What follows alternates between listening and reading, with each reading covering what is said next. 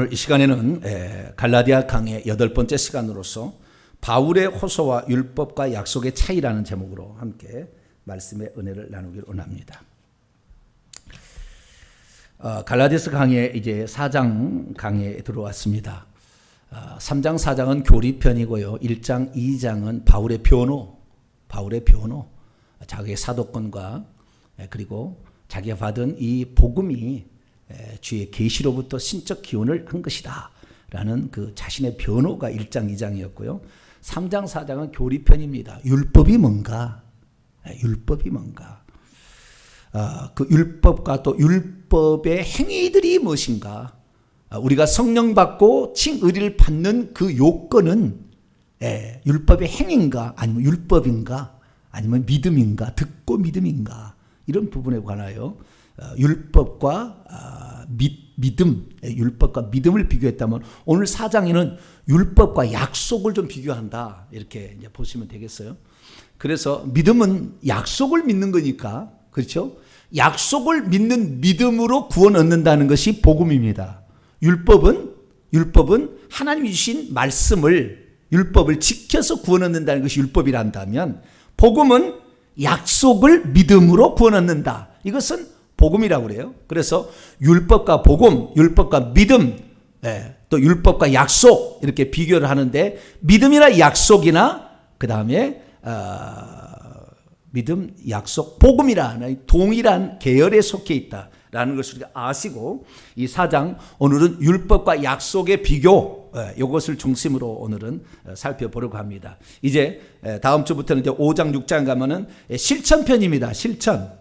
우리가 성령의 인도를 따라가는 것은 무엇인가? 하나님이 우리에게 주신 자유를 가지고 방종할 거냐? 그게 아니라 성령의 인도를 따라가야 된다, 이 얘기가 이제 5장 6장에 나와요. 그래서 실천편은 다음 주 들어가고, 오늘은 교리편에서 율법과 약속의 비교를 살펴보는데, 21절부터 31절까지가 그 율법과 약속, 또 율법의 자녀와 약속의 자녀의 차이가 뭔지를 이 하갈과 사례를 통하여서 비교해 주는 본문이 나오고 있고요. 그 전까지 12절부터 20절까지는 이 바울이 그 갈라디아 성도들에게 과거에 바울의 호소인데요.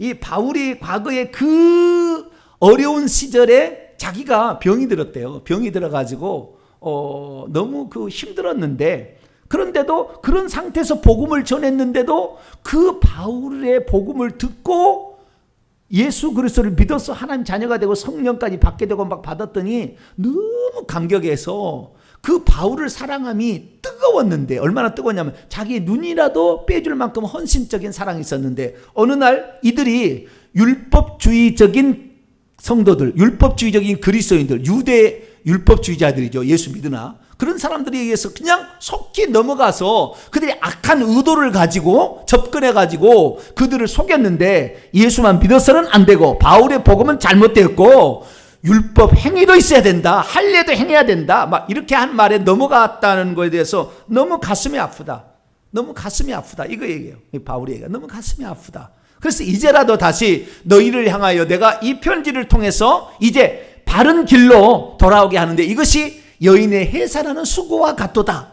이런 얘기를 하는 것이 바로 12절부터 20절까지의 말씀이에요. 근데 이거 들어가기 전에 4장 1절부터 10절까지 11절까지 말씀을 지난주에 시간이 없어서 못했어요. 이 부분은 이제 율법하고 믿음을 비교하는, 율법과 믿음. 율법이 무엇이냐? 율법의 그 기능과 그 다음에 율법의 한계를 설명하는 과정 가운데 후반부에 위치하는 것인데, 이 부분을 제가 설명을 못했으니까 이 부분에 관하여 설명을 좀 하고, 그리고 그 다음에 12절부터는 바울의 그 호소, 20절까지 공부하고 21절부터 31절까지는 율법과 그 다음에 약속을 비교하는 이 부분을 살펴보도록 하겠습니다. 자, 그러면 4장 1절부터 11절까지 내용은 뭐냐? 여기는 간단합니다. 간단한 내용을 듣고 저한테 간단히 듣고 이 본문을 쭉 읽어나가면 되겠어요. 예수 그리스도를 믿는 사람들, 이 믿음, 예수 그리스도는 아브라함이 하나님의 약속을 믿었다는 거예요.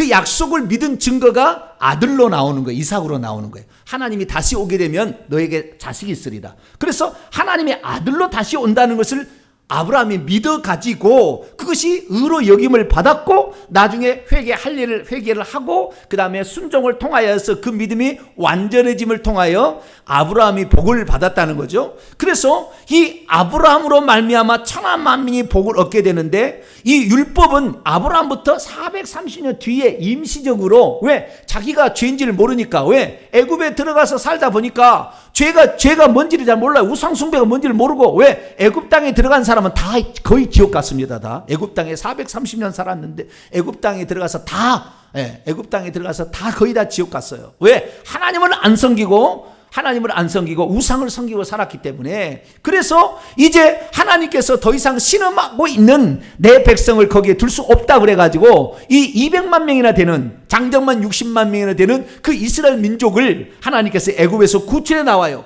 구출해 나오는데 종살이만 해가지고 시킨 것만 맨날 들었다는 거예요. 시킨 것만 하고 시키지 않은 건 안 하는 거예요. 오늘날 천사도 마찬가지입니다. 천사들도 하나님이 딱 시킨 거 있으면 그거 시킨 것만 하는 거예요. 우리는 어떤 일을 시키면 시키러 갔는데 내 딸에게 엄마 집에 먹을 거이 떨어졌어요. 닭이라도 좀 사오세요. 그래서 닭을 딱 사갖고 왔어요. 닭을 사러 갔는데 냉장고를 보니까 너무 지저분해. 아이고 이거 안 되겠다. 청소를 한다. 냉장고를 청소했는데 너무 적어. 아유 다시 또 시장. 이렇게 하는 것이 우리인데 천사는 닭 한 마리 사다라 그러면 닭 한 마리 사다 놓고 절대 손 안 닦았다 가는 것이 천사예요. 이게 종이라. 아시겠죠? 그래 이스라엘 민족은 430년 동안 종살을 해가지고 어떤 상태이냐, 시킨 것만 하고 시키지 않은 건 안 하는 거예요. 안 하는 거예요. 먹을 것만 있으면 되는 것이고 무둔한 상태, 자기 스스로가 자기를 이렇게 케어할 수 없는 상태로 430년을 지냈어요. 그래서 너희들, 그러니까 애굽에서 구출해가지고 광야에 데려놨으면은 자유인이잖아요. 애국 군대가 수장돼가지고 홍해에서 다 죽어서 자유인이 되었으면 스스로 알아서 무슨 민의를 열든지 결정을 해가지고 스스로 해야 되는데 그들이 종살이 하면서 할 수 있었던 가장 하는 방법의 가장 최고는 원망불평이에요. 배가 고파 죽겠네, 힘들어 죽겠네, 맨날 이러는 거예요. 먹을 것이 없어서 죽겠네, 맨날 그래야 죽을 거 아니에요. 애굽에서 그냥 주는 게 아니니까 맨날 원망불평이 아주 그냥 삶 속에 찌들어 있는 사람들이 된 거예요. 430년 더 살면서. 그래야 뭘 주니까, 그래야 일을 덜 시키니까. 그런데 이 애굽에서 구출해서 광해까지 꺼내왔지만 물이 떨어지니까 물 없어 죽겠네, 음식 먹을 것이 없어서 죽겠네, 광야에서 우리를 죽이려고 데려왔노, 맨날 이런 거예요. 그러니까 야 너희들이 자유인이면은 너희들이 자유자답게 살아야지 옛날같이 종처럼 살면 되겠니? 그리고 너희들이 내가 누군지 지금까지 한 번도 보이진 않았어요. 그렇죠? 애굽의 10가지 재앙과 홍해를 건너면서 그 다음에 이 기적같이 이런 모든 것들을 한 번도 하나님 본 일이 없어요. 그런데 그들에게 하나님은 송아지 우상이었거든요. 송아지 모습을 하고 있었거든요. 애굽인들이 시키는 신이. 그러니까 송아지를 막 만들려고 그래. 송아지를 막 이런 마음이 있어. 그래서 그거 아니야. 하나님은 보이는 어떤 형상이 아니다. 그래서 나 위에 다른 신을 절대 두지 말 뿐만 아니라 어떤 형상도 만들지 말아야 돼. 그러면서 그들이 하나님의 이제 자녀로서, 자유민으로서 살아갈 수 있는 법도를 가르친 거죠.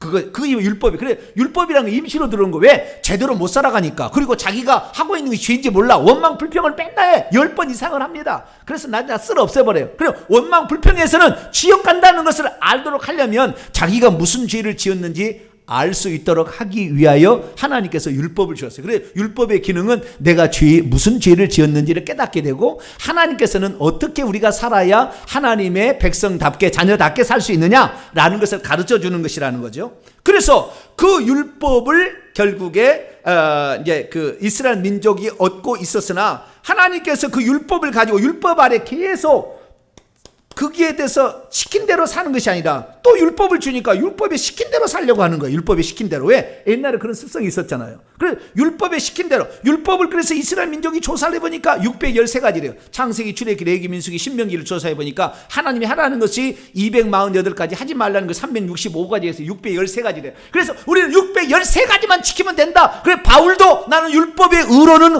흠이 없다라는 것은 613가지 조항을 하나도 틀리지 않고 나는 다 지킨다 이렇게 했다는 거예요. 그러나 하나님의 원수로 살았죠. 그게 아닌 거죠.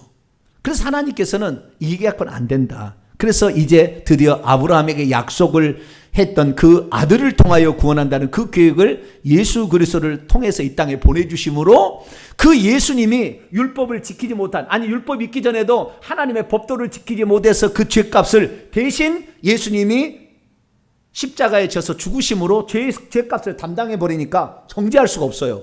죄값을 담당해 버리니까. 그래서 예수 그리스도께서 오셔서 우리가 율법을 지키지 못하던, 율법 전에 있었던 법도, 자 우리가 하나님 말씀에 불순종하는 것이 사망이잖아요. 내가 선악을 알게 하는 나무를 따먹지 말라, 따먹으면 죽으리라고 그랬으니까 하나님의 말씀을 지키지 않는 것이 불순종이 곧 죄고 이것이 곧 사망을 가져오는데, 이 사망을 가져오게 했던 그 모든 것을 예수님이 대신 담당해 버리는 거예요. 오셔가지고.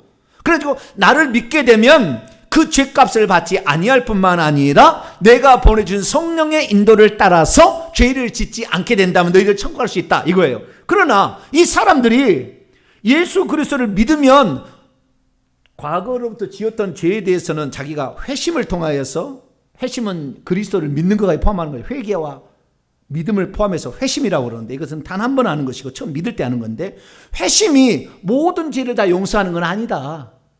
그래서 회심은 과거에 지었던 죄를 용서할 뿐만 아니라 지금부터 짓고 있는 죄부터는 회개를 해야 된다는 거예요. 회개를. 그래서 회개를 해야 된다고 가르쳤는데도 불구하고 회개치 아니하고 믿음만 있으면 된다, 이런 생각에 빠져 있으니까 하나님께서 그게 아니야, 회개를 꼭 해야 돼 라는 것을 얘기했는데, 그 회개를 성령께서 하게 하시잖아요. 그러니까 성령의 인도를 따라가면 100% 옳은 길을 가지만 성령을 따라가지 못하는 사람이, 아니 성령을 따라가지 않으려는 사람들이 많아요.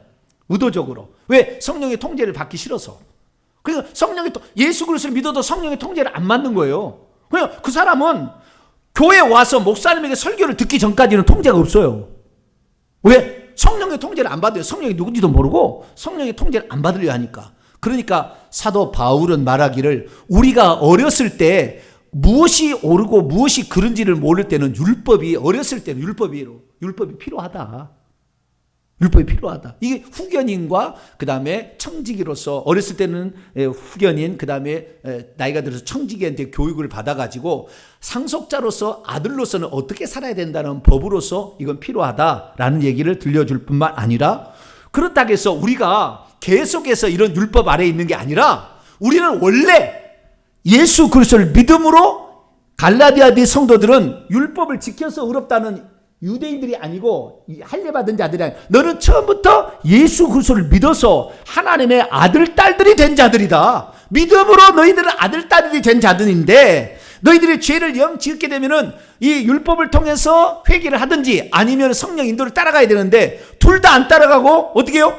율법을 지켜야 또 구원한다는 율법주의자들의 그 모양으로 가니까 그게 아니야. 너희들 율법은 소극적으로 쓰임을 받을 수 있겠지만 율법에 계속 매여 있을 너희들이 아니다. 그래서 너희들이 원래는 하나님의 아들로 태어난 사람이지 종으로 태어난 사람이 아니고, 너희들은 처음부터 하나님 아들이었어. 어떻게 아들이었느냐? 아들이 되는 것은 무엇을 믿어서 되는 것이 아니라, 물론 믿음은 그것이 과정이지만 결국에 하나님의 성령, 하나님이 보내신 아들의 영을 받아서 너희들이 아들이 된 거다. 그러니까 너희들이 아들이 된 것은 단지 내가 예수를 믿었기 때문에 아들이 아니라 성령이 너희 안에 들어와서 하나님의 생명을 보태 주어서 아들이다. 너희들이 원래 아들이었기 때문에 이제 너희들이 내가 가르쳐준 그 법도를 따라서 성령 인도를 따라갔으면 참 좋았을 텐데, 그렇지 못하고 너희들이 이 성령의 인도를 무시하고 어떻게 해요? 살다가 보니까 유대 율법주의자들이 와서, 아니야, 예수만 믿어서는 안 되고 할례도 지키고 할례도 행해야 되고 안식일도 지키고 음식도 가려 먹고 이방인들에게 치대주면 안 돼, 뭐 이런 식으로 가르치는 날과 달과 절기를 막 지키는 일을 했다는 거예요. 그래서 그거 아니야. 너희들은 원래 아들이었어.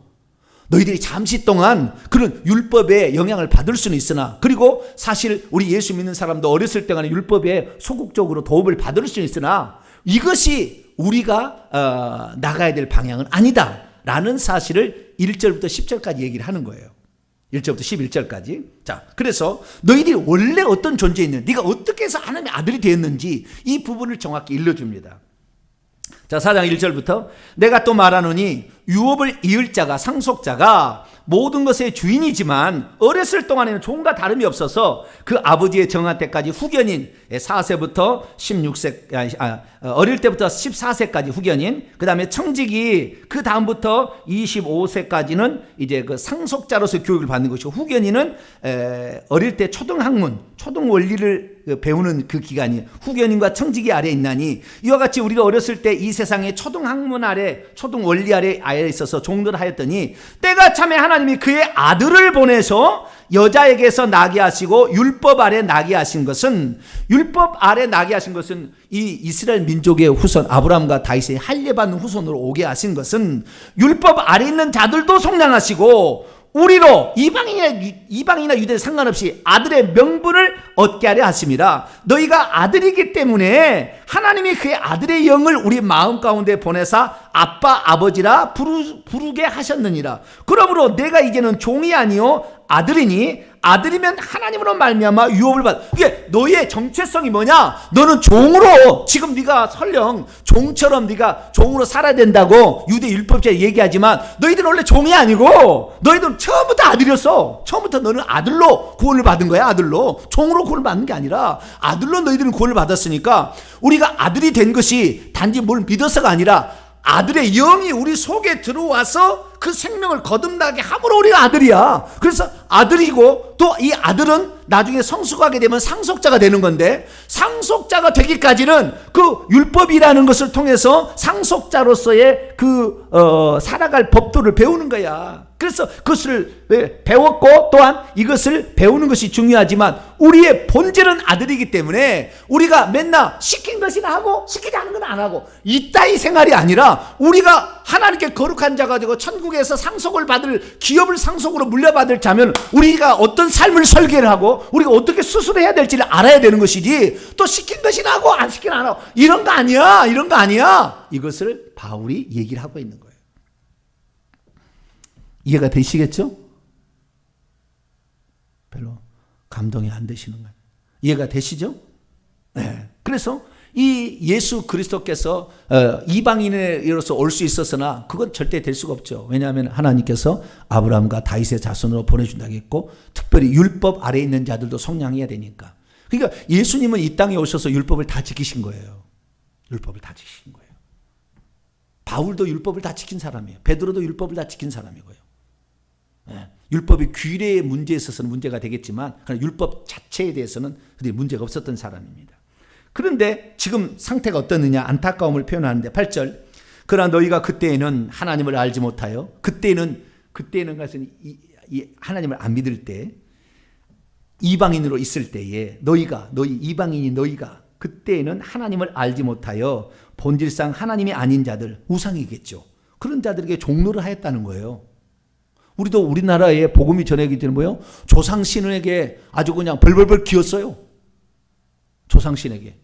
제사 한번 안 지내버리면 큰일 날 줄 아는 거예요. 가장 좋은 것으로 지극정성, 목욕까지 제기하고 말이죠. 지극정성으로 섬겼다. 좋은 거. 그 누구에게 한 거예요? 귀신에게 하는 거잖아요. 죽은 조상이 다시 와요? 그럼 오면 언제까지 오는데? 몇 년 동안 오는 건데요? 얼마나 웃기냐면요. 죽은 조상이 오는데 그날 제사 음식을 잘 차려야 복을 준대요. 그러면은 그날 왕창 먹어서 짜고 나버리고 364일은 탱탱 굶어가지고 그냥 쪼그러져가지고 그냥 피골이 상접해 있나요? 말이 안 되잖아요. 아니 사람이라며. 죽은 조상도 사람이라며. 그러면 사람은 364일은 안 먹어도 되고 하루만 짱구나게 먹어서 배 터져버리라고? 말이 안 되는 거예요. 말이 안 되는 거예요. 죽은 조상이 그렇게 해서 복을 준다고 한다면 내 집에 사건 사고 없고 질병도 없고 자녀도 잘 돼야지. 근데 그 조상신을 지극정성으로 섬기는 집에 반드시 자녀가 일찍 죽어요. 누가 일찍 죽는다니고. 그 집은 반드시 정신이 이상한 사람이 나오고 좌우장 그래 반드시 그렇게 나와요. 왜? 그게 바로 저주를 받는 거거든요. 그냥 모르는 거예요. 그냥 모를 때는 너희들이 그렇게 했다 이게. 너희들 갈라디아 너희들도 갈라디아 뭡니까? 비시디아 안디옥 이고니온 루스드라 더베 사는 이 사람들이 하나님이 아닌 것들이 그렇게 순종하고 살았다는 거예요. 그런데 이제는 9절 이제는 너희가 하나님을 알 뿐만 아니라 하나님도 아신 바 되었는데 어찌하여 다시 약하고 천박한 초동학문으로 돌아가서 다시 그들에게 종노릇 하려 하느냐. 다시 옛날로 돌아간다는 게 뭡니까? 이들에게 있어서 옛날이라는 게 뭐예요? 이들에게 있어서는 예수 그리스도를 믿기 전에 이방신을 섬겼을 때 상태로 돌아가는 것도 말할 수 있겠지만 그 다음에 10절 보니까 너희가 날과 달과 절기와 해를 삼가 지키니 내가 너희를 위하여 수고한 것이 헛될까 두려워하노라. 이방신들이 나를 날마다 이렇게 안식일을 지키거나 그런 일 없어요. 그러니까 여기에서 지금 바울이 말하는 것은 날, 안식일, 달, 초하루, 절기, 7가지 절기, 해, 안식년, 또 면제년, 신년 뭐 이런 거 있잖아요. 이런 걸 지킨다는 것은 여기서 초등학문 율법인 거예요. 그러니까 바울이 아마 가르칠 때에 초등학문도 가르치고 복음도 가르치지 않았을까 싶어요. 처음에 이 복음을 전할 때. 아니면은 초등학문으로 우리가 사도행전 읽어보시면 13장부터 그 쭉쭉쭉 이렇게 16장 이렇게 쭉쭉 읽어가 보잖아요. 13장 14장을 읽어보게 되면은 제1차 갈라디아 지역을 전도했을 때 바울의 상황이 나오는데 거기에 이미 회당들이 있어가지고 율법을 지킨 사람이 있어요. 그래서 이 갈라디아 성도가 순수한 이방인이 아니라 유대인으로 개종한 사람도 있을 것이고 유대인도 있을 수가 있어요. 갈라디아 성도들 종류가. 그러니까 그들 내부에는 율법을 지켰던 사람들도 있다가 예수 그리스도를 믿은 사람도 있다 그 말이에요. 그런데 그 사람들이 유대 율법주의도 안에서 예수만 믿어서는 안 돼. 율법도 지켜야 돼. 그러니까 다시 돌아가는 이런 일을 한다는 것이 너무나 우습다. 왜? 너희들은 이미 상속자여 아들이 되었다면 스스로 네 자유의지로 성령의 인도를 따라가야 될 것이거늘 너희들이 그렇지 아니하고 또 시킨 것만 하는 종의 상태로 돌아가려고 하느냐. 종이 좋은 줄 아느냐. 택도 없다 이거예요. 종은 결국에 맨날 두렵고 떨므로 하기 때문에 결국에 하늘의 상속을 받을 수가 없다는 거예요. 종으로 우리가 섬기게 된다고 한다면. 그러니까 오늘 우리가 구원을 받기 위해서 뭐 선한 행위를 한다, 교회에서 봉사를 한다, 상급이 없어요. 우리가 하나님 자녀가 되어서 하늘나라에 이 땅에 도래하기 위해서 우리가 수고하는 것에 대해서 하나님 보상해 주는 것이지 이것을 해야만 내가 구원을 받는다고 두렵고 떨림으로 하게 되면 이건 상급이 없는 거예요. 왜? 종으로 하고 있으니까. 그래서 이 종과 자유자의 그 상태를 비교하지 않을 수가 없었던 것이죠. 그래서 이제 바울은 이 종과 자유, 너희들이 원래 자유자였다? 너희들은 아들의 영을 받아서 아들이 된 거야. 그리고 아들이 되었으면 상속자라는 거야. 그러면 상속자답게 살아야 되는데, 답게는 5장 6장에 나올 것이고, 이 답게 살아야 되는데 그렇지 못한 너희들의 정체성이 다시 하나님의 자녀가 되었으면서 오늘도 종노를 할래? 또 종노를 할래? 그거 아니잖아. 자, 그러면 내가 너희들의 예를 들어주겠다. 12절부터 20절까지 뭘 예를 들어? 너희들이 나를 영접할 때 너희들이 종처럼 무서워서 나에게 복종했냐? 아니면 네 스스로가 이 복음을 전해준 사람이 내가 이 은혜를 어떻게 보답할고 그래서 너희들이 나를 사랑했고 나에게 헌신했느냐? 너희들이 무서워서 그렇게 했느냐? 너희들이 한번 처음에 들어갈 때 한번 생각해봐. 너희들 그러지 않았잖아. 너희들을 내가 그렇게 아프고 내가 그렇게 와가지고 그렇게 했는데 그럼에도 불구하고 나에게서 그 말씀을 듣기 위해서 너희들이 그렇게 사모했고 그 말씀을 들어서 깨닫게 돼서 성령 받게 돼 얼마나 너희들을 기뻐해서 내가 바울을 어떻게 하면 우리 집에 모셔서 이 사람을 고쳐볼까 막 이렇게 너희들이 하지 않았느냐. 너희들이 그렇게 살았던 너희들의 삶은 자유자로서의 삶이었지 결코 종처럼 두려워 사는 게 아니었지 않았느냐. 그러면서 그들이 원래 어떻게 나를 대우했는지 그래서 다시 종로를 하는 너희들을 다시 이제 제대로 가게 하기 위해서 내가 너희들을 이렇게 호소하는 것을 좀 들어다오. 그러면서 이제 하갈의 자녀와 사라의 자녀의 아들들을 비교를 함으로 말미암아 너희들은 이런 사람이었다라는 걸 딱 때려주는 거예요.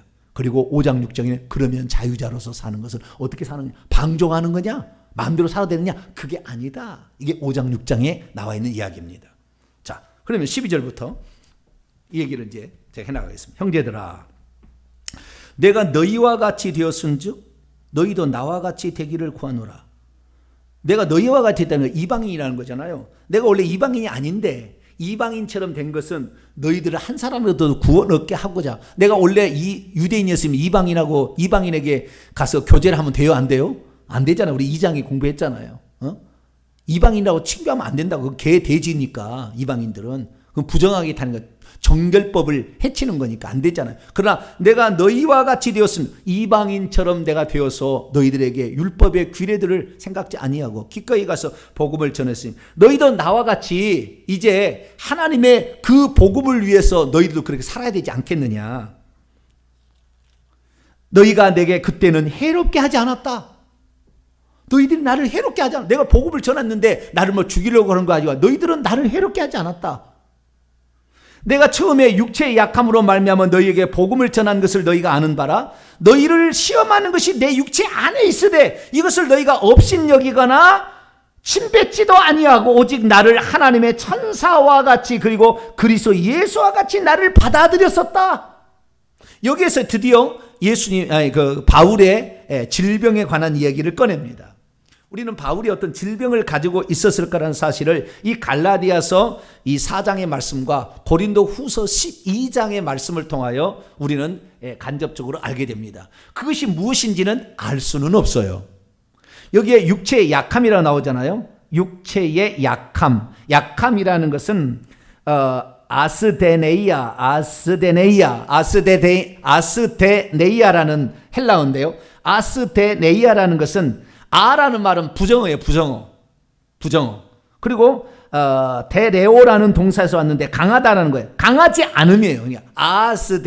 아스데네이아는 강하지 않음, 연약함 이런 것이에요.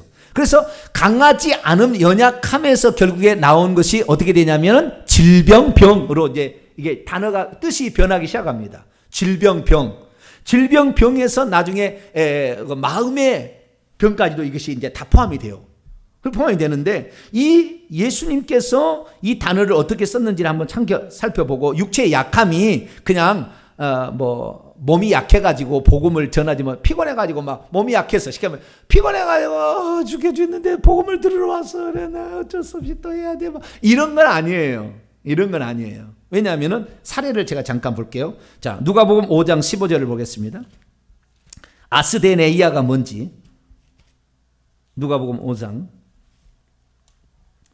15절을 보겠습니다.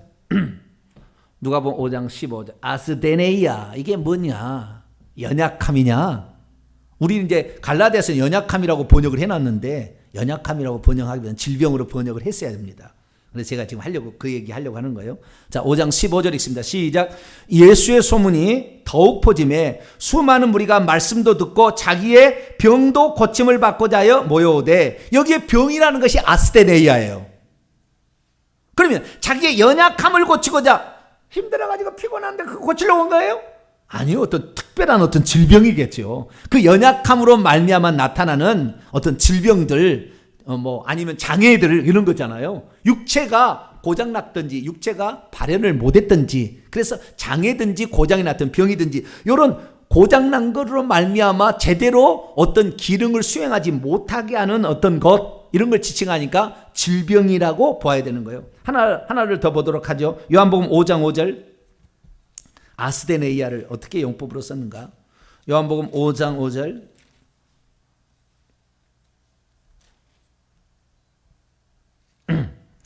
읽습니다. 시작. 거기 38배 된 병자가 있더라.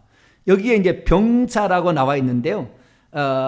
여기 보게 되면 이렇게 돼 있어요. 그런데 거기에 자기의 연약함 안에서 38패를 앓고 있는 어떤 사람이 있어 왔다.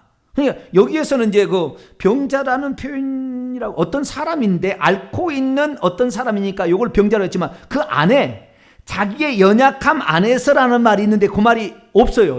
여기는 한글 성경에는 없어요. 자기의 연약함 안에서, 자기의 질병 안에서라고 번역을 해야 되겠죠. 자기의 질병 안에서 38회를 살아왔던 이 사람은 병에 걸린 것이지 그냥 연약해가지고 좀 심할 탱이가 없는 그런 사람은 아니잖아요. 그래서 이 아스데네이아라는 것은 연약함이라보다는 질병이라고 번역하는 게 훨씬 더 가깝다라는 거예요. 근데 한글 성경을 번역한 사람은 이것을 연약함으로 weakness죠. 연약함, illness가 아니고 연약함으로 이렇게 표현하고 있는데 이건 원래 illness라고 얘기를 해야 되는 겁니다. 질병이라고 얘기하는 거예요. 처음에라는 건 이전에라는 거죠. 다시 갈라디아서 4장 13절 내가 이전에 육체의 질병을 통하여 너희에게 복음을 전했다는 것을 너희가 아는 육체의 질병을 통하여서 너희에게 복음을 전했다는 것을 너희가 알아온 채 있지 않느냐. 너희의 시험거리가 내 육체 안에 내가 가지고 있는데 이것을 너희가 없인 여기도 아니하고 나를 멸시하지도 아니하고 오히려 나를 하나님의 천사와 그리스도 예수와 같이 영접하였도다. 여기에 육체의 약함에 대해서 여러 가지 이제 해석이 있습니다. 그 질병이 뭐냐? 질병이 15절에 너희의 복이 지금 어디 있느냐 내가 너희에게 증언하노니 너희가 할 수만 있으면 너희의 눈도 빼어서 나에게 주었으리라. 이것을 잘못 해석하는 건 절대 그럴 리가 없는데 눈도 빼어서 주었으리라 이거라고요. 사도행전 9장을 읽어보게 되면은 아나니아 안수로 눈에서 비늘이 벗겨졌다고 나오잖아요. 그래서 안질이 있었을까라 이렇게 얘기를 하는데 그 눈에서 비늘이 벗겨지는 것은 영안이 열리는 것이고 사도행전 9장은 여기에서 눈이라도 빼준다는 것은 그들이 얼마나 바울을 사랑하고 존경하고 헌신적으로 그들에게 했는지를 표현하는 상징적인 표현인 것이지 내가 눈이 안질이 걸려서 눈이 안 좋으니까 너희들의 눈을 빼가지고 수술해 주겠다 이 얘기 아니거든요. 근데 이것은 그렇게 안질이라 해석한 사람이 있다는 건데 말도 안 되는 거다 저는 생각이 되고 두 번째는 간질이다 이렇게 해석하는 사람이 있어요. 간질이다 해석하는 근거는 고린도후서 12장에 나와요. 자, 고린도후서 12장. 고린도후서 12장. 간질도 저는 아니었을 것이다 라고 보는 입장입니다. 저는. 고린도후서 12장 7절을 가지고 이제 말하는 것입니다. 읽습니다. 시작. 여러 계시들을 받은 것이 지극히 크므로 너무 자고하지 않게 하려고 내 육체에 가시고 사탄의 사자를 주셨으니 이는 나를 쳐서 너무 자만하지 않게 하는 사탄의 사자라 사탄의 천사입니다. 사탄의 천사는 귀신입니다. 귀신이에요. 그래서 저는 이제 제가 귀신에 대해서 몰랐는데 이제 귀신에 대해 다 알게 됐어요. 거의 알게 됐어요. 몇 년 전에 아는 거하고는 천양지차예요. 지금 귀신에 알고 있는 이 정보는 보통 정보가 아니에요. 여러분 이 목사에 있잖아요. 이 목사 같은 사람에게도 귀신이 1000마리 이상이 들을 가능성이 많아요. 귀신 1000마리 이상. 그러나 이 귀신이 약해요. 귀신이 약해. 그래서 그 기능을 제대로 수행하지 못하고 있고 그래서 없는 것처럼 보여지는 것이지. 왜냐하면 제가 왜 그렇게 했냐면은 우리 어머니 때까지 다 불교 4월 초파일 때 그다음에 해마다 연초가 되면 단골리 찾아가서 점치고 그다음에 부적 받아오고 뭐 이런 일 했잖아요. 그다음에 죽은 조상들 제사 지내고 지극정성을 했어요. 계속 대대로 내려왔는데 조선 중기부터 시작하면 약 350년 이상을 그렇게 제사를 지내왔어요. 300년 이상 된 귀신이 계속 내려온 거예요. 어디 안 가요. 그 집안에 온 것은. 내려와서 나한테 온 거예요. 자손이 이렇게 많이 있는데 자손이 많이 있기 때문에 옛날에는 자손이 적으면 안 되는 이유가 뭐냐면 그 귀신이 자손이 적잖아요. 그러면 그게 다 들어와요. 그냥 미쳐버리면 그 자손이 망하기 때문에 자손을 많이 내려고. 왜? 그래 귀신이 분산되어서 그래도 좋은 놈 하나라도 있으니까 그렇게 한 거예요. 그러니까 저희 위 때까지는 적어도 1000마리 이상 있다니까 모든 사람에게. 3대 예수 안 믿는 사람은 지금 자기가 일대로 예수 믿는 사람은 1000마리 이상의 귀신이 들었어야 다. 그런데 그 귀신이 어떻게 들었느냐? 뱀으로 들어있는 거예요. 뱀으로. 뭐라고요? 뱀으로. 근데 뱀이 어쩌면 영적인 거잖아요. 영적으로 뱀인데 똑같이 뱀처럼 생겼어요. 머리가 있고 눈도 있고 이렇게 다 있어요.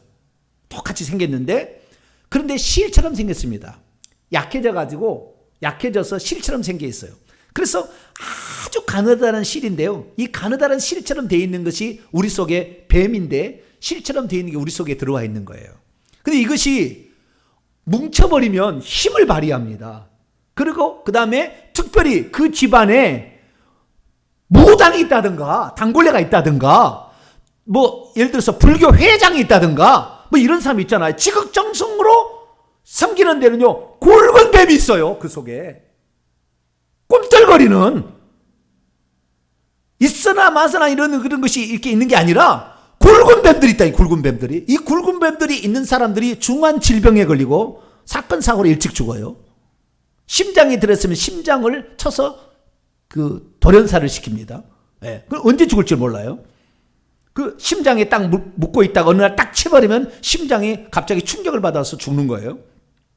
그런데 이런 귀신들이 사단의 사자가 엄청 많이 있어요. 엄청 많이 있는 것이지. 바울의 사단의 사자가 있으니까 바울은 간질이 그는 모양이구나. 아니, 모든 사람에게 그래 유대이니까 덜 있겠죠. 유대이니까. 왜? 조상은 또 그래도 조상 하나님 섬긴다고 우상을 섬겼겠지만 그래도 하나님 섬긴다고 해서 우리나라는 하나님을 몰랐다니까요. 하나님을.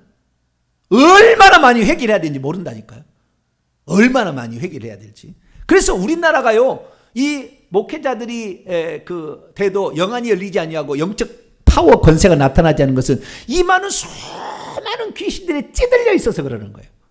그래서 능력이 나타난 사람은 오직 뭐 삼각산에 올라가서 뭐 30년을 기도했다네, 뭐 몇 년을 기도했다네, 하루에 7시간씩 기도했다네. 신돌산 기도원의 윤아무개 목사님은 하루에 7시간씩 기도했다잖아요. 기도를 많이 한 사람에게서는 능력이 나타나는 거예요. 왜? 그렇게 기도하면서 회개도 하거든. 그러면은 이 불을 받게 되면은 귀신이 태워지거나 아니면은 그 귀신이 나가게 되는 거예요. 그래서 이 바울이 사단에 천사가 있었다니, 귀신이 있었다니까, 아이고, 바울은 간질병 걸리면 뭐예요? 전혀 간질병 걸려서 쓰러진 사람, 복음 전하는 사람 들을 사람 없어요. 여러분, 제가 여기서 간질해가지고 여기서 하고 있다가 예수 믿으시오! 그러면 믿겠어요? 택도 없는 얘기예요. 그 얘기 아니에요. 그 얘기 아닌데 지금 잘 몰라서 귀신의 세계를 모르니까 그러는 거예요. 귀신은 얼마든지 있어요. 그러나 그 귀신이 영향을 미치지 못할 뿐이지. 계속 죽으면 또 어디 가요? 안 가요. 쫓아내지 않는 한 계속 밑으로 내려가는 거예요. 내가 예수 그리스도를 믿고 회개를 해서 그것이 전멸되도록 만들어야 되는 겁니다.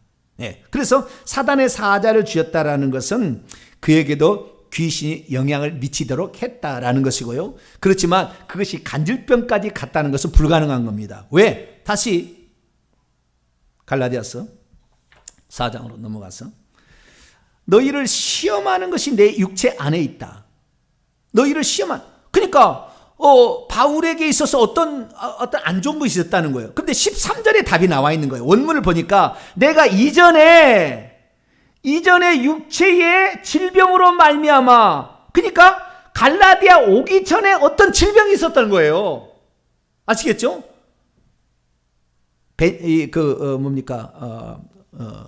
바나바의 고향 거기 처음에 갔다가 밤빌리아에 올라왔다가 그 다음에 갈라디아 지역으로 가는데 밤빌리아의 거기가 아주 낮은 지역인데 거기에 풍토병이 어디서 걸렸을 가능성이 많아요. 그래서 이전부터 너희에게 복음을 전하기 전부터 내가 육체의 질병으로 말미암아 그걸 가지고 고치기 위해서 갈라디아 지역으로, 그럼 고산지대거든요. 높은 데 가서 풍토병이 없는 그런 지역으로 갔다 하는데 아직도 그 병에 말라리아에 한번 감염됐다고 칩시다. 그럼 말라리아에 감염되면 얼마나 막 아프고 몸이 쑤시겠어요. 그러나 그럼에도 불구하고 그 병을 고치기 위해서 그리 갔다가 거기에서 복음을 전하는데 아파서 그렇게 고통받고 있는 나를 멸시하지도 아니하고, 그 다음에 뭐요? 버리지도 아니하고 침뱉지도 아니하고 나를 하나님의 천사처럼 그리스도처럼 너희를 영접하여서 나로 말미암아 복음을 받아들였지 않았느냐. 심지어 내가 복음을 전한 복음을 듣고 너희들이 하나님 자녀가 되었다고, 그리고 성령 받았다고 기뻐서 무엇을 내가 우리 바울에게 대접할까? 무엇을 대접할까? 이번 추석에는 무엇을 대접할까? 주의 종을 대접할까? 그 생각을 하지 않았느냐? 그런데 내가 그렇게 16절 그런즉 내가 너희에게 이렇게 진리를 말했다고, 진리를 말한 것을 돌이켜서 어느 날 너희들이 원수가 되어버렸느냐? 7절 이제 그들, 원수가 나옵니다. 원수. 그들이 너희에게 대하여 열심을 내는 것은, 그 유대 율법주의자들이 열심을 내는 것은 좋은 뜻이 아니라 오직 너희를 이간질시켜서, 나와 너희를 이간질시키고 그리스도로부터 이간질시켜서 너희들의 가르침에 열심 내는 백성, 율법을 이제 할 일을 받고 이렇게 해야 건견하다는 말로 그렇게 하려는 속셈으로 너희들에게 지금 들어와는 것을 깨닫지 못하느냐? 좋은 일에 대하여 열심으로 사모함을 받은 것은 내가 너희를 대하였을 뿐만 아니라, 언제 그때도 저도 좋은 뜻을 하는 건 좋지만 이런 흑심을 품고 나쁘게 접근하는 것을 네가 속아서 거기에 빠져 들어가면 되겠느냐? 19절 그래서 나의 자녀들아, 내가 영적으로 낳은 자녀들아, 아이들아, 너희 속에 그리스도의 형상이 이루기까지 다시 너희를 위하여 해산한 수고를 나는 지금 겪고 있다. 너희들이 그 돌아서서 다시 유대 율법주의로 돌아가는 걸 봤을 때, 다른 복음을 쫓는 걸 내 마음이 너무 아프다. 그래서 다시 시작하는, 내가 해산하는 여인의 그 고통을 내가 다시 겪으며, 이들이 지옥 가면 어떻게 하나는 그 안타까움 때문에, 그리스도의 공로를 무효화시키는 그 안타까움이 내 마음속에 너무 아프다. 그래서 너희가 그리스도의 형상이 완전히, 그리스도가 형상이 되실 때까지, 너희 속에서 형상이 되실 때까지 내가 해산하는 수고를 하고 있다. 내가 이제라도 너희와 함께 있어 내 언성을 높이려 하면 너희에 대하여 의혹이, 너희들에 대하여 잘못된 많은 것들인데 내가 이렇게 언성을 높이려 하고자 원한다.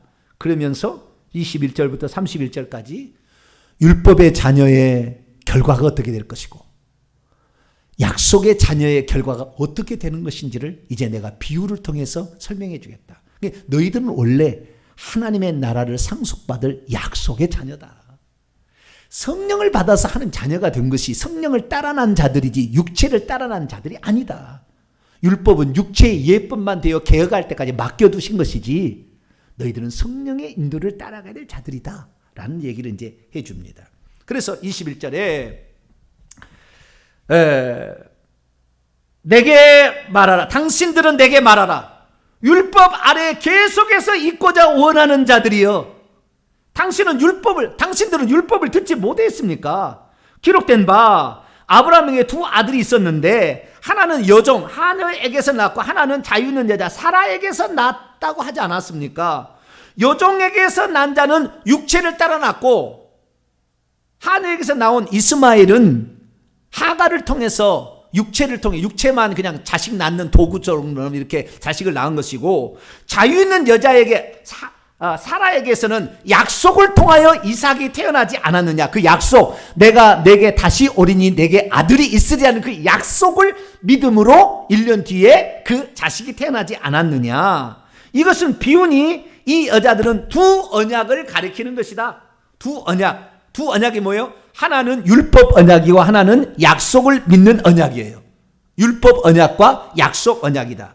이 비유니라는 말에 알레고레오라는 단어를 씁니다. 뭐라고요? 알레고리가 여기서 나왔어요. 성경에 단 한 번 나오는 단어예요. 알레고레오라는 단어가 단 한 번 나와요. 여기에 24절에. 그래서 알레고리칼 성경 해석이 나오는, 알레고리칼 해석이라는 말은 오리겐이 가장 많이 썼었죠. 그래서 나중에 오리겐은 이거 많이 쓰다가 위험성을 알았어요. 그러나 나중에 오리겐을 정죄해서 파면해버립니다. 오리겐이요, 쓴 책이 어마어마했어요. 수십 명이 그가 불러준 것을 쓰기 위해서 대기하고 있었다고 그래요. 얼마나 그가 천재였는지, 성경을 사도 바울보다도 뛰어난 사람인지 몰라. 오리겐이 알렉산드리아 출신의 이 사람인데 엄청난 사람이 알레고리컬 해석을 한 거예요. 근데 그 해석이 너무나 뛰어나가지고, 그런데 위험성을 안고 있어요. 항상 알레고리컬 해석은 위험성을 안고 있어요. 그래서 알레고리 해석은 아주 조심해야 될 일입니다. 그런데 오늘날의 대한민국에 지금 문선명이, 그 다음에 이만희, 이런 사람들이 전부 알레고리 해석을 가져온 겁니다. 그래서 사람을 속이는 거예요. 알레고리 해석으로 사람을 속여요. 그래서 이 알레고리 해석인데, 알레고리에 대해서는 오늘 시간이 없어서 다음에 알레고리는 더 설명을 하도록 하고, 다음에 한번 해보도록 하고, 이 알레고리적 해석, 그것은 이 비유라고 돼 있지만 알레고리라는, 여러분 그냥 간단히 내가 한마디로 딱 요약하면 이런 거예요. 예수님께서 비유를 말씀하셨잖아요. 비유. 근데 여기 비유라는 말은 그 단어가 틀려요. 비유라는 말은 파라볼레 해야 돼요. 파라볼레. 옆에다가 무엇을 두고 그걸 견주해서 이 본래적인 것이 원래 있는데 이것을 설명하기 어려우니까 옆에다가 다른 걸 두고 이것을 설명해 줌으로 본래적인 의미가 뭔지를 찾아가지고 하는 게 비유예요. 그러니까 그 비유라는 것은 분명한 어떤 확실한 대상이 있고 어떤 정보가 있는데 이것을 설명해 주기 위해서 갖다가 들어 쓴 겁니다. 예를 들어서 누가복음 15장에 보게 되면 서기관과 바리새인들이 있고 세리와 죄인들이 나와요. 세리와 죄인들이 예수님께 나와서 막 말씀을 드리라니까 서기관과 바리새인들이 아주 그걸 못마땅히 생각해요. 그러니까 비유를 들어 설명하는 것이 첫째 아들하고 둘째 아들이에요. 첫째 아들은 서기관과 바리새인들을 지칭하는 말이고 둘째 아들은 세리와 죄인들을 지칭하는 거예요. 요걸 설명을 그대로 해주는 거예요. 그러니까 이 첫째 아들과 둘째 아들, 나이 많은 아들과 젊은 아들은 그 비유의 대상을 앞에 딱 있어. 꼭 그것을 대상으로 설명해 주려고 뒤에 하는 거예요. 아시겠죠? 이게 비유의 비유. 간단합니다. 그런데 알레고리는 뭐냐? 알레고리는 나만 알고 있어요. 나만 알고 있는데 이 나만 알고 있는 걸 어떤 비유를 들어서 설명을 하는, 나만 알고 있는 것을 어떤 빗대어서 설명을 하는데요. 그런데 그 설명을 하는 이 내용을 가가지고는 이 사람이 말하기 전에는 어떤 내용을 했는지 전혀 모를 것을 얘기하는 것이 알레고리예요. 수많은 것들을 내가 상상할 수가 있는데 그 중에서 이 알레고리는 그 그림자만 보여지는 것이 실체가 없어요. 그림자만. 그래서 이 그림자가 뭔가 이것이 네모였는지 세모였는지 둥그런 건지 형육인지 알 수가 없어. 그림자만 봐가지고는. 원뿔로 있는지 그 다음에 동그라미를 그려놨으면 원통인지 그 다음에 이것이 공인지 동그라미만 있으면은 이게 공을 말하는 것인지 원통형을 세우는지 알 수가 없잖아요. 그렇듯이 그 그림자만 있을 뿐이지 실체는 없어. 그러니까 이 알레고리 해석은 뭐냐면 이것을 내가 입맛에 맞게 이런 것이다라고 설명을 해버리면 얼마든지 그것 갖고 이용해 먹을 수 있는 거라고요. 나쁘게 이용하면은. 그러니까 엄청 위험한 거예요. 시간이 많지 않아가지고 알레고리 예전에 제가 한 적이 있어요. 몇 반에 걸쳐서 한 적이 있는데 그래서 이 알레고리는 진짜 위험한 거예요. 그래서 이 알레고리는 그 말하라는 자의 의도를 가지고 어떤 비유를 얘기하고 있는데 말하는 의도를 가지고 했기 때문에 나중에 나는 어떤 의도로 이것을 얘기했다고 설명해 주지 않은 한 이것을 갖다가 수많은 사람이 이용해 먹을 수가 있다고요. 이용해 먹을 수가 있어. 예를 들어 이제 이런 거예요. 누가복음 10장에 선한 사마리아인의 비유가 나오잖아요. 선한 사마리아의 비유가 나오는데 그중에 강도를 만났는데 어떤 사람이 예루살렘에 여리고 내려가다가 제사장도 지나가고 그 다음에 레위인도 지나가잖아요. 근데 어떤 사마리아인이 그를 고쳐주잖아요. 그리고 사마리아에 데려다가 주막에 데려가서 기름과 포도주로 싸매어주고 가면서 부비가 더 들면 다시 너에게 오겠다 이렇게 얘기를 하지 않습니까? 여기에서 이것은 풍유적으로 해석을 해버리면 풍유적으로 어떻게 되느냐? 예를 들어서 제사장이 누구냐? 신천제사는 이렇게 해석을 합니다. 그러면 영락없이 맞아요. 왜? 그 풍유적인 해석은 말하는 사람이 의도를 가지고 그렇게 만들면 다 그걸 만들 수가 있어요. 자, 이 신천제사 어떻게 해석하는지 말씀해 볼게요. 어떤 사람, 강도를 만난 사람은 성도들이요. 성도들인데 예루살렘에서 여리고로 내려갔다라는 것은 기존 교회 생활을 하다가 결국에 내려가는 신앙생활을 할 수밖에 없다라는 걸 말해준다는 거예요. 그런데 강도는 사탄 마귀고요. 그래서 사탄 마귀를 만나 거반 죽게 되는데 제사장들이 지나갔는데 기존 교회 목사들은 절대 치료하지 않고 그냥 지나간다는 거예요. 레위인, 목사를 돕는 전도사들, 신방 전도사들도 그냥 지나간다는 거예요. 그러나 어떤 사마리아는 이만희, 약속된 목자인 이만희가 와서는 그들을 싸매어주고 그들에게 기름을 바르고 이런 말씀의 잔치를 통하여서 진짜를 가르쳐 줌으로 너희들에게 생명의 길로 인도하게 된다. 그리고 이 주막 주인은 결국에 나의 지도를 내가 부탁한 것을 들어서 지금 신천지의 각 지파의 사명자들로 그들을 가르치는 이 성경 공부시켜주는 자들이다. 이런 식으로 해석을 하는 거예요. 영락없이 맞아. 듣고 보면은 얼마든지 나쁘게 해석할 수가 있다고요. 이것이 바로 알레고리예요. 그러니까 알레고리라는 것은 결국에 이것이 좋게 옳게 그리고 그 원래 이 비유를 들고 있는 자의 이야기를 해설을 아닌 것을 해설을 가지고 봐야지 해설이 아닌 다른 것을 갖고 오면 얼마든지 해설이 가능한 거예요. 그래서 사람을 속이는 거라니까. 이건 나중에 더 자세히 한 번 더 얘기하고요.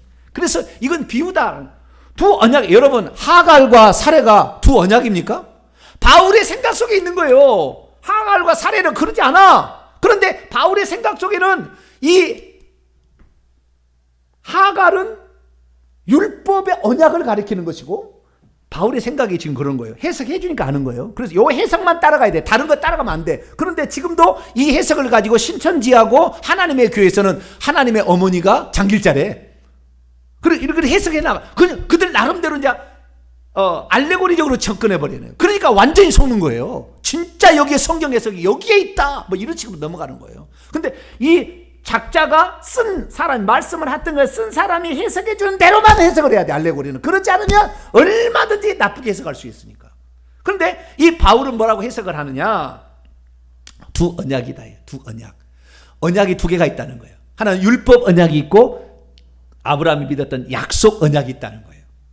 이렇게 아무도 생각해 본 적이 없고 아무도 그렇게 해석해 본 적이 없어. 근데 바울이 지금 이 갈라디아 성도들이 잘못된 길을 가니까 이들이 가르쳐주기 위해서 지금 비유를 들어왔는데 이것을 하갈과 사례를 다른 식으로도 얼마든지 해석할 수 있어요. 다른 식으로도 다른 어떤 것으로도 해석할 수가 있는데 지금 두 언약을 설명하기 위해서 이걸 끌어온 거예요.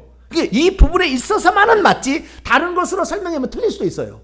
그런데 그것을 맞는 것처럼 꾸민 것이 이단들이에요. 다 이단들. 그래서 속지 말아야 된다는 거예요. 여기에 있는 해석만 맞다고 봐야 된다는 거예요. 비유니 알레고리니 이 여자들은 두 언약이라. 하나는 신의 산으로부터 종을 낳은 자니 곧 하갈이라. 하갈이 낳은 것은 종을 낳았잖아요. 이스마엘을 낳았잖아요. 종이라는 건 뭐예요? 유업을 잊지 못하고 쫓아내버리잖아요. 종을 낳은 거예요. 종이 낳은 거예요.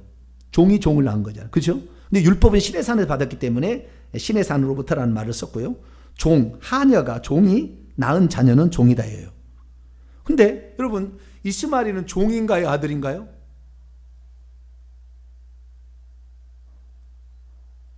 이스마엘은 종의 아들이에요? 아들 아닙니까? 아브라함의 아들 아니에요? 종이었습니까? 아들이었죠. 아주 심오한 의미가 있는 거예요.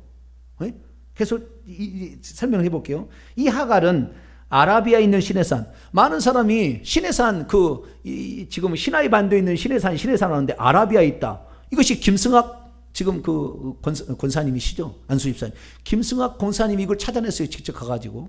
론 와이어트가 발견해놓은 거.